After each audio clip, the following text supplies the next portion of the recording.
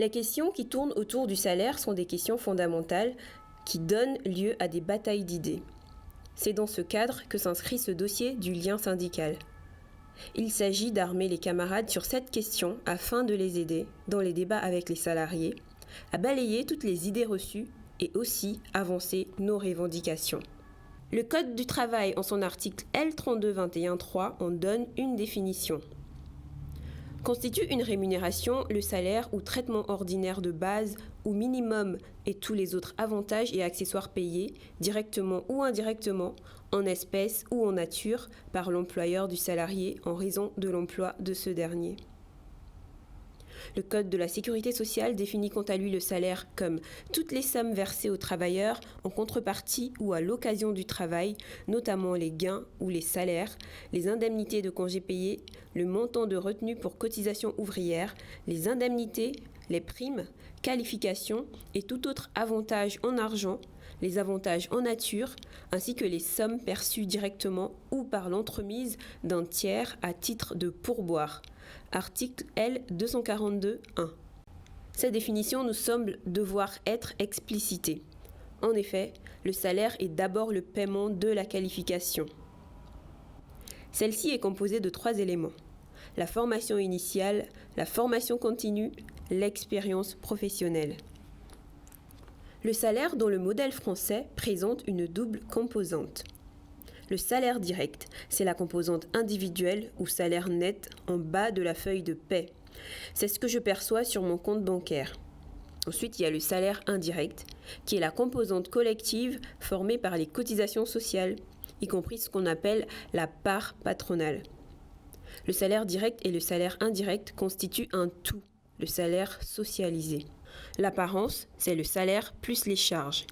Le réel, c'est le salaire total qui est égal au salaire direct plus le salaire indirect.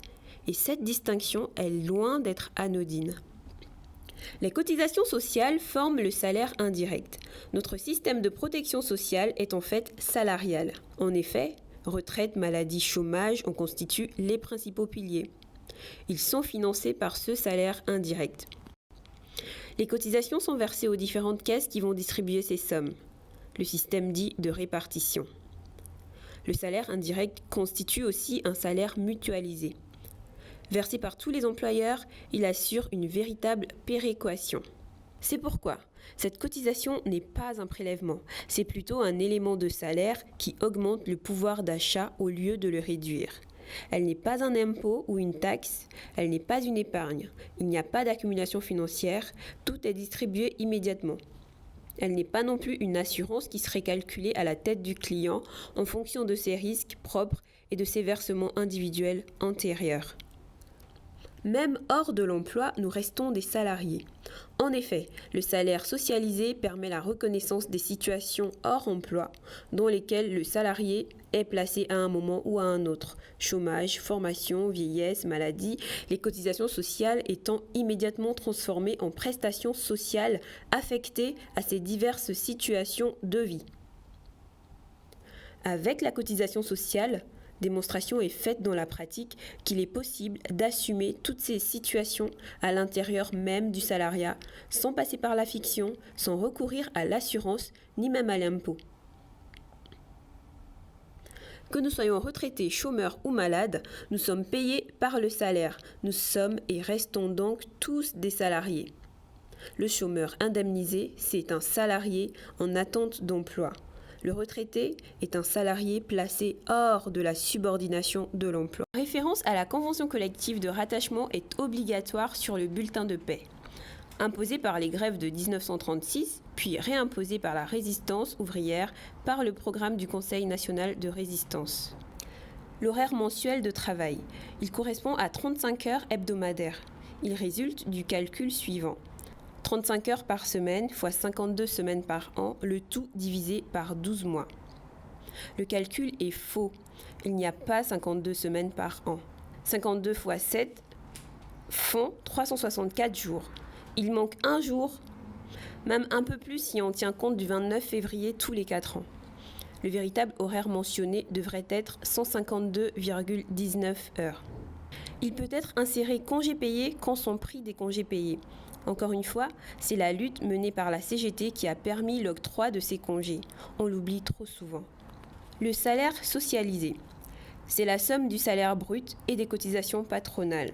Par exemple, 2 210 € plus 2 912,01 € sont égales à 5 122 € et 1 centime. Le salaire socialisé n'est jamais indiqué sur la feuille de salaire individuelle. En revanche, dans la comptabilité d'entreprise, la masse salariale correspond bien à la somme des salaires socialisés. Le salaire n'a pas toujours été mensualisé. Il pouvait être versé chaque semaine, quinzaine. Des décennies de luttes ouvrières que la CGT a menées ont imposé la mensualisation secteur après secteur. Elle est généralisée par la loi de 1977. Le CSG et la RDS sont à ce jour les seuls impôts qui apparaissent sur la feuille de paie. Ils ne donnent droit à aucune prestation sociale, contrairement aux cotisations sociales versées à la sécurité sociale ou aux complémentaires santé qui, elles, ouvrent droit à la retraite, au chômage, etc. Créée par Rocard en 1991, sous prétexte de taxer les revenus du capital, elle frappe pourtant à 90% les revenus du travail. Les exonérations, ou encore appelées allègements, permettent au patronat de baisser le salaire socialisé, le fameux coût du travail. Les cotisations sociales. Elles sont artificiellement séparées en parts salariales et patronales, comme s'il appartenait au salarié et pas à l'autre. En fait, elles sont la part de notre salaire qui ne nous est pas directement versée, mais versée à un pot commun, la protection sociale. Nos besoins de consommation non financés par le salaire net, nos besoins sociaux, c'est-à-dire famille, retraite, maladie, sont financés par la cotisation sociale. On parle de salaire indirect. Le salaire net est trop souvent le seul élément connu par le salarié qui reçoit sa feuille de paye. Cela conduit à nier notre histoire, notamment au regard de la protection sociale.